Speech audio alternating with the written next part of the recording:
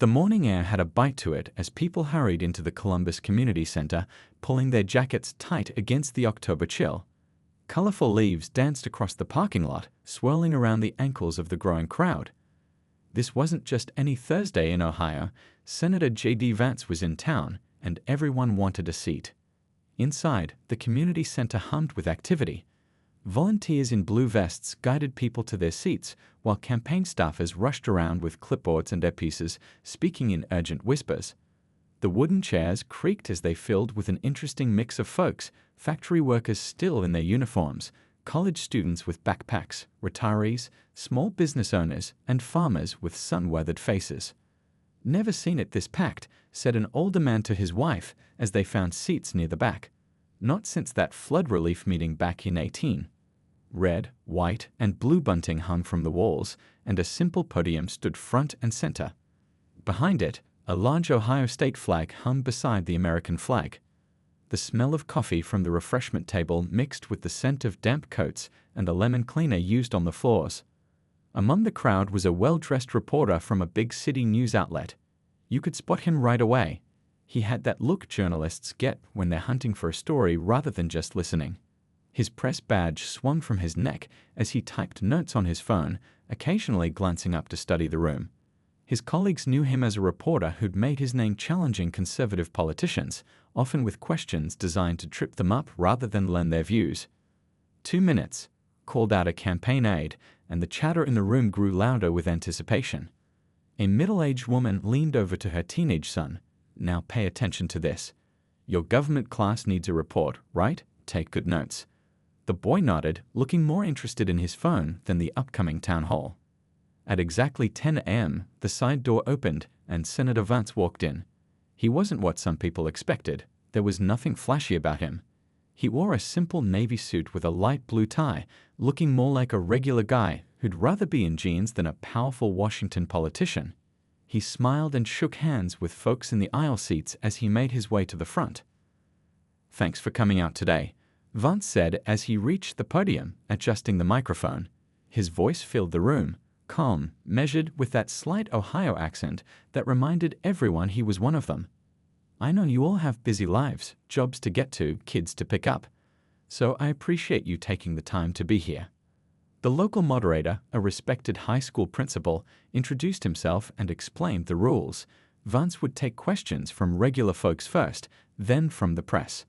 Each person would get one question and a brief follow-up if needed. "We want to hear from as many of you as possible," the principal said, scanning the crowd. As the first few questions began, about factory closings, healthcare costs, and the new highway project, the reporter shifted in his seat, clearly waiting for his turn. He kept checking his watch and jotting notes. When a farmer asked about agricultural policy and Vance gave a detailed answer about water rights and foreign competition, the reporter smirked and whispered something to another journalist beside him. Near the front, one of Vance's staffers noticed this exchange and frowned.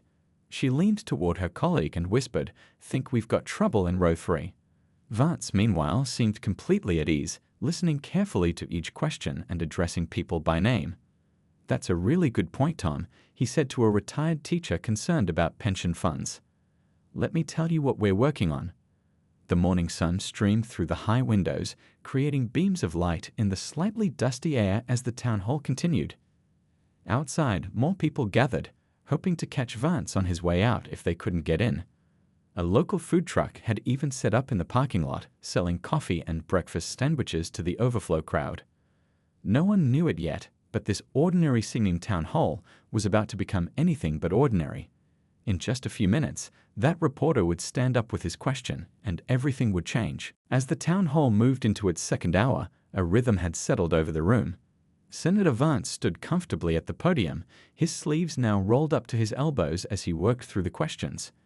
The initial stiffness of the crowd had melted away, replaced by the back-and-forth feel of neighbors talking over coffee. "My daughter's school is falling apart," said a woman in a postal worker uniform. "The roof leaks when it rains, and half the computers don't work. What are you doing about education funding?"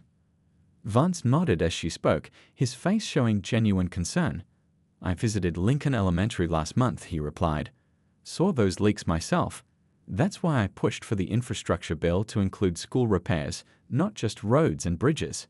He went on to explain the details in plain language, avoiding the political jargon that makes most people's eyes glaze over. In the third row, the reporter from the liberal news outlet tapped his pen impatiently against his notepad. He'd come looking for sound bites he could use in his next hit piece, but Vance kept giving thoughtful answers that didn't fit neatly into the out-of-touch politician box he wanted to put him in. A factory worker stood up next. "I've been at the paper mill for 23 years. Now they're talking about closing it and moving production to Mexico. That's 300 jobs. What can you do about that?" The room grew quiet. This wasn't just politics, these were their livelihoods at stake. A few people nodded in agreement, their faces tight with worry. Vance stepped out from behind the podium and moved closer to the man. "First off, I want your name and number before you leave today. My office will be in touch with the mill management this week." He spoke without looking at his notes or staffers. "I can't promise miracles, but I can promise you won't face this alone." The reporter scribbled something down, shaking his head slightly. His colleague leaned over and whispered something that made them both smirk. One of the local farmers stood up next, his cap in his hands. "Senator, with all due respect, we've heard promises before. Your predecessor said the same things, then voted for trade deals that hurt us. Why should we believe you're different?" A murmur ran through the crowd. The question hung in the air, direct, challenging, but fair. Vance took a sip of water. "That's a fair question. I grew up watching politicians come through town making big promises that evaporated once they got to Washington. I can point to my voting record, but I know that only goes so far." He paused. "All I can say is that I have to come home and look my neighbors in the eye. My kids go to school with your kids. When the mill closes or the farm goes under, it's not just a statistic to me." The farmer gave a slight nod, not fully convinced, perhaps, but willing to listen. At the back of the room, an elderly couple whispered to each other. The woman dabbed at her eyes with a tissue. The reporter's hand shot up again, but the moderator called on a young woman who hadn't spoken yet. She stood, nervously clutching a piece of paper. "I'm a nursing student at State," she began. "I'll graduate with almost $80,000 in debt. I want to work in rural healthcare where we need nurses badly, but the pay isn't enough to cover my loans and living expenses. It feels like I'm being punished for choosing a helping profession." Several people around her nodded in agreement. A man in a doctor's coat called out, "Same problem at our clinic." Vance loosened his tie slightly. "Healthcare staffing is a perfect example of where politics fails us. Left and right both have valid points, but they're so busy fighting that nothing improves." He walked through his plan for rural healthcare incentives, speaking directly to the nursing student rather than the cameras. In the third row, the reporter had stopped writing. He was watching Vance with narrowed eyes, his pen tapping faster against his leg. He checked his watch, then raised his hand again, more insistently this time. The moderator hesitated, then nodded to him. "I believe our press guests have been patient. Let's take a question from the media." The reporter stood up, straightening his expensive jacket. A small, satisfied smile played at the corners of his mouth as he cleared his throat. The room went quiet as everyone turned to look at him. The reporter stood tall, microphone in hand, with the confident stance of someone used to being on camera. He wore an expensive suit that seemed out of place among the flannel shirts and work boots that filled most of the room. A cameraman from his network shifted position to get a better angle. "Senator Vance," he began, his voice carrying a polished city accent, "I've been listening to your folksy answers all morning." He paused, letting the word folksy hang in the air like an insult. "It's quite the performance." A few people in the audience exchanged glances. The temperature in the room seemed to drop a few degrees. "In your book, Hillbilly Elegy, you painted a pretty grim picture of your upbringing in Appalachia. You wrote about poverty, addiction, and what you called a culture in crisis." The reporter made air quotes with his fingers. "Yet now you support economic policies that many experts say will further hurt these same communities." He leaned forward slightly. "So my question is this. Did you just use your hardscrabble background to sell books and win votes, then pull up the ladder behind you once you made it to Washington? Or do you simply not understand how your own policies affect the very people you claim to represent?" A collective intake of breath swept through the room. One of Vance's aides started forward, but the senator raised his hand slightly, stopping her. "I have to wonder," the reporter continued, not waiting for an answer, "how someone who escaped Appalachia, your words, not mine, can possibly understand what these people need. Isn't it convenient that your rags-to-riches story lets you pose as a man of the people while voting with the elite?" The reporter's voice dripped with mockery as he emphasized "man of the people." A few audience members shifted uncomfortably in their seats. Others sat perfectly still, watching Vance's face for his reaction. An older man in the front row muttered something under his breath. A woman nearby shushed him. "And while we're at it," the reporter continued, clearly warming to his task, "let's talk about your sudden conversion to traditional values once it became politically expedient. Your book described broken homes and dysfunction, yet now you lecture about family values. Quite the transformation, isn't it?" The reporter smiled thinly, looking around the room as if expecting nodding agreement. Instead, he found mostly stony faces. Even a few people who had been nodding along earlier seemed put off by his tone. Vance stood motionless at the podium. For a long moment he said nothing. The only sound in the room was the soft whir of camera shutters and the muffled cough of an elderly man in the back row. The moderator cleared his throat. "Senator, would you like to respond to that question?" He emphasized the last word as if unsure it actually qualified as one. Vance took a sip of water. His face betrayed little emotion, but those closest to him could see something flash across his eyes. Not anger, exactly, but something deeper. The reporter stood with microphone still in hand, looking pleased with himself. He glanced at his cameraman, who gave him a thumbs up. "Job done," his expression seemed to say. Near the back, a young mother bounced a fussy baby on her knee, waiting for the senator's response. A teenage boy who had been scrolling on his phone through most of the event actually put it down, suddenly interested. Vance adjusted the microphone slightly. The entire room held its breath, waiting to see if he would lose his temper, deflect with a politician's non-answer, or perhaps cut the event short. One of his senior aides, a woman who had worked with him since his first campaign, watched with a slight frown. She'd seen him handle tough questions before, but this was different. This was personal, designed not to get information but to provoke a reaction. The silence stretched for 5 seconds. 10, 15. Finally, Vance stepped out from behind the podium, removed his microphone, and walked toward the reporter. The room tensed. No one knew what was about to happen. You could have heard a pin drop as Senator Vance walked toward the reporter. The journalist's smug expression flickered slightly, uncertainty crossing his face for the first time. He hadn't expected Vance to leave the safety of his podium. A security guard took half a step forward, but stopped when Vance gave him a small shake of the head. The senator wasn't angry, at least he didn't look it. His face remained calm, though something intense burned in his eyes. The reporter instinctively took a small step backward, then caught himself and stood his ground. They were now just a few feet apart, facing each other in the middle of the community center. "May I?" Vance asked quietly, gesturing to the microphone the reporter held. After a moment's hesitation, the journalist handed it over, perhaps worried about looking afraid in front of his camera crew. A photographer from the local paper snapped a picture. The moment would be on the front page tomorrow. Vance turned and addressed the room, no longer speaking to the cameras or even directly to the reporter. His voice was low and steady. "I'd like to thank our guest for his question," he said. The lack of sarcasm in his voice was striking. "It's worth answering honestly." An older woman in a red sweater crossed her arms, her face showing clear disapproval of the reporter's tactics. Next to her, a man in a Union jacket nodded slightly, curious what Vance would say. "There's something strange about politics today," Vance continued. "We've stopped seeing each other as neighbors with disagreements and started seeing enemies who must be destroyed." He glanced at the reporter.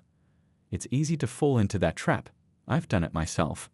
The reporter blinked, clearly thrown off balance by the lack of counterattack.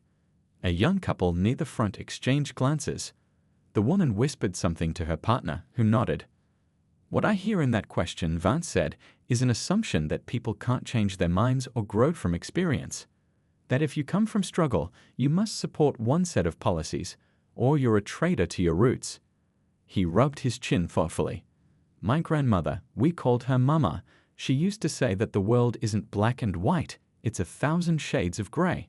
She didn't have much formal education, but she was wiser than most professors I've met. Something in the way he said Mama made several people in the room nod in recognition. Many had their own mamas, with different names but similar wisdom. The reporter's cameraman zoomed in on Vance's face, capturing what was clearly not the explosion of anger they had hoped for. The truth is, Vance continued, I've changed my mind on some things over the years. I've learned and grown. I think that's what we're supposed to do as humans. He paused. But one thing hasn't changed, my commitment to the people I grew up with and the places that raised me. A bearded man in a plaid shirt who hadn't spoken all morning called out, Tell him about the mill, Senator. Several people murmured agreement. The reporter looked confused. He's talking about the paper mill in Scioto County, Vance explained. When the owners wanted to shut it down last year, my office worked with the employees to help them buy it as a co-op. Not the sort of thing that fits neatly into left or right politics, is it? The reporter's producer was frantically making signals from the back of the room. This wasn't going according to plan. They had expected outrage, defensiveness, perhaps even a gaffe they could use in tonight's broadcast. Instead, Vance was responding with a thoughtfulness that defied easy editing into a viral clip. To directly answer your question, Vance said, looking the reporter in the eye now, I don't think I've pulled up any ladders. But I'm always open to hearing how my policies might be hurting instead of helping. That's why I'm here today, not to talk, but to listen. The silence that followed was profound. No one moved. The community center's old heating system clicked on with a groan, making several people jump slightly. The reporter stood frozen, microphone no longer in hand, unprepared for what was happening. Vance handed the microphone back to the reporter, who took it automatically, his prepared follow-up question now forgotten. The senator turned and walked back toward the podium, but stopped halfway. He seemed to make a decision and instead pulled over an empty folding chair from the side of the room. He sat down, now at eye level with the audience rather than standing above them. This small gesture changed the entire feeling in the room. He wasn't a politician on a stage anymore. He was just a guy having a conversation with his neighbors. I'd like to tell you about my grandmother, Vance said, his voice softer now but still carrying through the silent room. She never finished high school, worked as a housekeeper most of her life, and had a vocabulary that would make a sailor blush. A few chuckles rippled through the crowd. But she taught me something I think about every day in Washington. She said, JD, when someone's trying to get a rise out of you, that's when you need to be the calmest. The reporter shifted his weight from one foot to the other, looking increasingly uncomfortable. His cameraman continued filming, but the triumphant energy had drained from their corner of the room. My grandmother grew up during the Depression, Vance continued. She knew what it was like when neighbors had different political views, but still had to rely on each other when times got tough. If your barn burned down, you didn't ask if your neighbor voted for Roosevelt or Hoover before helping them rebuild. An elderly man in the back nodded vigorously, remembering a time when that kind of community spirit wasn't just a campaign talking point. She used to say that the quickest way to spot someone with a weak argument is to watch how fast they try to make you angry instead of making their point. Vance glanced briefly at the reporter, but there was no malice in his look. If anything, there was understanding. A woman who ran the local hardware store spoke up unexpectedly. My grandfather used to say the same thing. He called it poking the bear. When you can't win fair, try to make the other person lose their temper. Several people nodded in agreement. The atmosphere had changed completely from the tension of a few minutes ago. Vance smiled at the woman. Sounds like your grandfather and my grandmother would have gotten along well. He leaned forward in his chair, elbows on his knees, speaking as if having a conversation on someone's front porch. Look, the truth is, I don't have all the answers. No politician does, though many pretend to.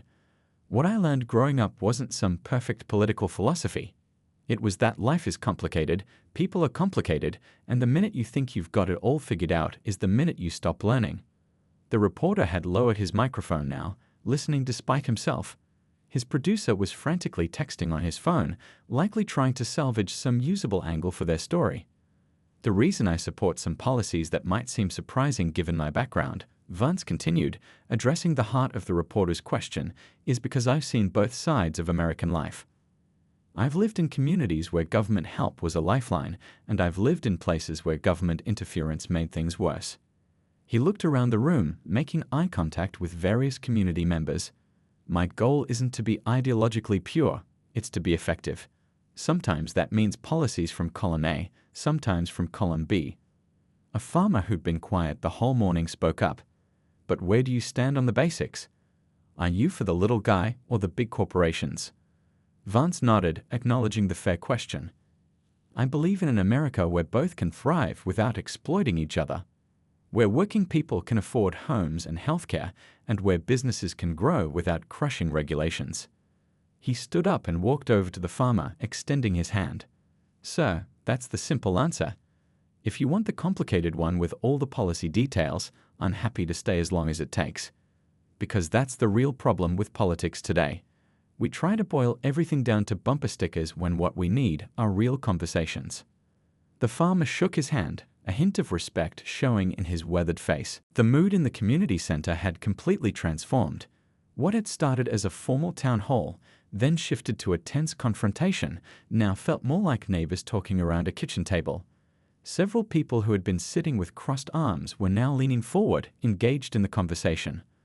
Vance turned back to the reporter, who was still standing awkwardly with his microphone. I'd like to address the specific policies you mentioned, he said. Because beneath the personal jabs, there was a real question worth answering. The reporter nodded stiffly, surprised to be acknowledged rather than dismissed. You mentioned my stance on trade agreements, Vance began. He pulled his chair closer to the audience and sat down again. Let me explain why I voted against the Pacific trade deal last year, even though many in my party supported it. Instead of launching into political jargon, Vance pointed to a man in work boots near the middle of the room. Bob here works at the tool and die factory over in Mansfield. That factory competes with manufacturers in countries where workers make a fraction of American wages. Bob looked surprised to be mentioned, then nodded in confirmation. The deal looked good on paper, Vance continued. Lower prices for consumers, new markets for some businesses. But the fine print would have made it easier to ship more manufacturing jobs overseas. And unlike the economists who designed it, I've seen what happens to towns when the factory closes. An older woman spoke up. My husband lost his job when the appliance plant moved to Mexico in '98. Our town never really recovered. Several heads nodded in understanding. This wasn't abstract policy, it was their lives. On the other hand, Vance said, I voted for the infrastructure bill that some in my party opposed. Why? Because we can't compete globally with crumbling roads and bridges and outdated technology. He glanced at the reporter. So am I a conservative? A populist? A traitor to my class? Those labels don't help us solve real problems. The local newspaper editor, a woman in her 50s who had covered Ohio politics for decades, raised her hand. When Vance nodded to her, she asked, how do you respond to critics who say you've become part of the Washington elite you once criticized? It was a tough question, but asked without the mockery the reporter had used. Vance seemed to appreciate the directness. It's a fair concern, he admitted. Power changes people, sometimes for the worse. I try to guard against that by coming home every weekend, not just for events like this, but to mow my lawn, coach my kids' baseball team, and shop at the same grocery store as everyone else. He smiled slightly. My wife has a rule. The day I start talking about Ohio as back home instead of just home is the day she'll know Washington has changed me. A few people laughed, recognizing the truth in the statement. But the bigger point, Vance continued, is that we need to move beyond this idea that you can't understand both struggle and success. Most Americans want the chance to move from one to the other. I've been fortunate enough to experience both, and I think that's an asset, not a contradiction. The reporter had been listening, his initial hostility fading into something more complex. He raised his hand, and Vance acknowledged him with a nod. You've talked about understanding both sides, the reporter said, his tone noticeably less aggressive. But don't you worry that your current policies benefit the wealthy at the expense of working people? It was still a challenging question, but asked as a genuine inquiry rather than an attack. Vance didn't immediately answer.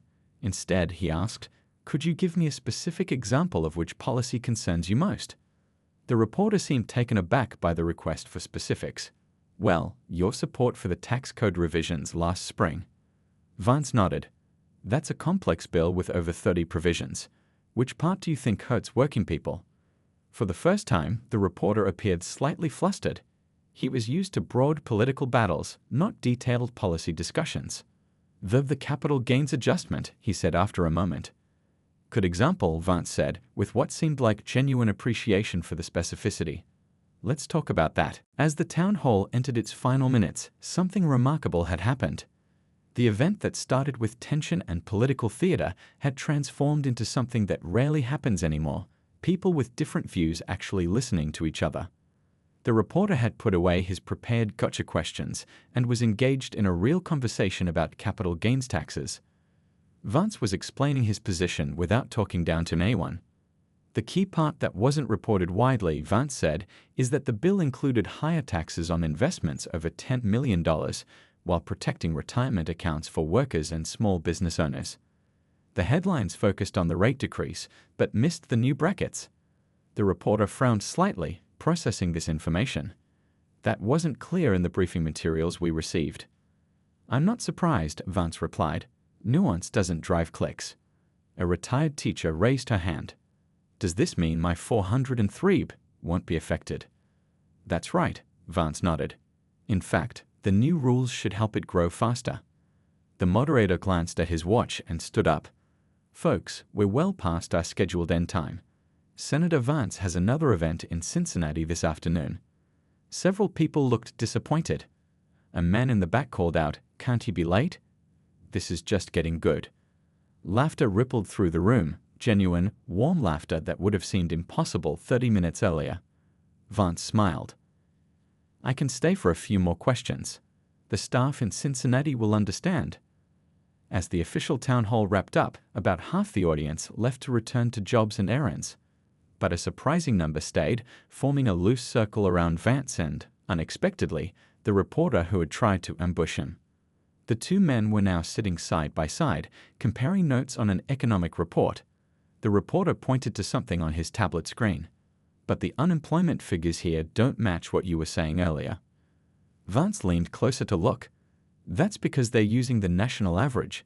The impact in Ohio was different. Here, look at these county-by-county numbers. He pulled up the data on his phone.